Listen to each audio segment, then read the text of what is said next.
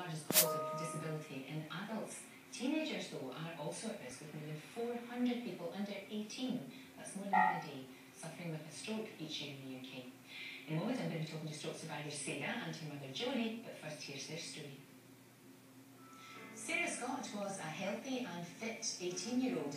In May 2009, while she was in class at school, she suddenly couldn't speak and fell off her chair. Sarah had suffered from a stroke. She was in rehab for 4 months and couldn't swallow, walk or talk, and her sight was affected. For the next 2 years, her mother Joanie looked after her, and slowly her health improved. But in November 2011, Joanie herself also suffered from a stroke. Luckily, there was no severe damage, and she went on to make a good recovery. Well, Sarah and her mum Joanie are with me now. We're also joined by Dr. Hilary, who's in Dumfries this morning. You didn't know anything was wrong at all.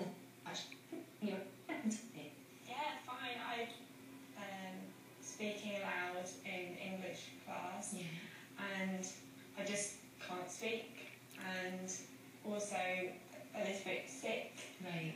And also later, like my arm, and my face, droopy. Yeah, so that's so scary, so frightening. But what was good though was the fact that your fellow pupils actually realised what was wrong, which is extraordinary, because I think in someone so young, it's not the first thing that I would think of. So it was lucky that they were able to actually help you, and you got help really quickly, didn't you? Yeah.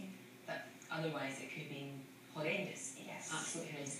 But what a time you've had, what a tough time, getting back. I mean, you're sitting there, you look fantastic. You really do, talking away, everything's sort of getting there, but clearly, there's still a bit of a way to go. Oh, definitely. My speech is so difficult now, and fighting and just everything, but I'm slowly getting better. And no, it's incredible. And obviously you helped your daughter an awful lot, the two of you. I'm sure you've grown even closer because of this. Yeah, we were close before, I think, but even closer now. Because when Sarah first had her stroke, her speech was very, very limited. She could only say yes and no, and often got that mixed up. She suffers from something called aphasia, which affects about a third of people who have a stroke. And if that part of your brain is damaged that governs your communication, then it can affect you. And although Sarah looks fine, life is quite difficult in some ways for her, with the reading and writing and course and speech. It's like having to relearn everything all over again. But I know you've got a job. You're working away, which is great. You work in a supermarket, which is fantastic. And you go horse riding. That's really helped. yes, but after my stroke, and Not before. Oh no, sorry. Never before, but it's after. Horses and animals, so that's really good. It's riding for the disabled. Oh, that's fantastic. Yeah, brilliant charity. Absolutely superb. Totally. I mean, it gives people extraordinary help and progress. They really do progress really well. But you suffered a stroke yourself. Isn't that extraordinary? Yeah. We both had a hole in the heart. It's called a PFO. Right. And it can cause a stroke because a blood clot can pass the wrong way through your heart and up to your brain. Because there's 2 types of stroke. You can have a bleed or a clot. Right. Sarah had a clot, and luckily she got to hospital in that window of a few hours where you can have a clot busting drug.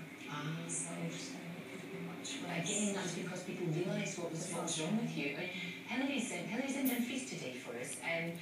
The signs, Hilary, to look out for, I think it's really important. I mean, that was what was really good about what happened to Sarah. It's awful what happened to her, but actually, that people knew, they realised, and got help very quickly. That's really important, and a good mnemonic to remember is FAST, F-A-S-T. F is for face and facial weakness. So when somebody grimaces, if one eye stays open, the other is closing, or the side of the mouth is drooping and not smiling or smiling crookedly, that suggests that somebody might have had a stroke. So F is the first one.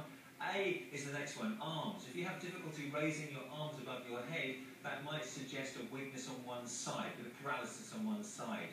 The S is for speech. If there's slurred speech, as if someone has suddenly become drunk. Slurred speech is an important sign, or absence of speech altogether.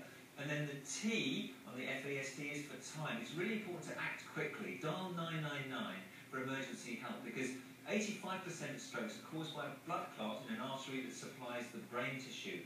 And if you can dissolve that clot in hospital, you get much better recovery and much better rehabilitation. rehabilitation afterwards. Sarah would know all about this. But FAST, Yeah. probably seen the TV ads, they're really good. They are very good, Helen. Thank you so much, because that's the thing. I think it's really important for you to be here this morning, because I don't think people realise that it can affect somebody so young. Yes. You know, it's really, really important. And how is like, do you feel that every day you're getting better? Oh, definitely. Yeah, it's the confidence, I think. Of course. But that's coming back. No, very, very much so. I think you made remarkable progress. You really have, compared to what you were when you first became ill. And I hope you continue to do so. Thank you both very, very much indeed. Thank you. Right, after the break, he is a master of design.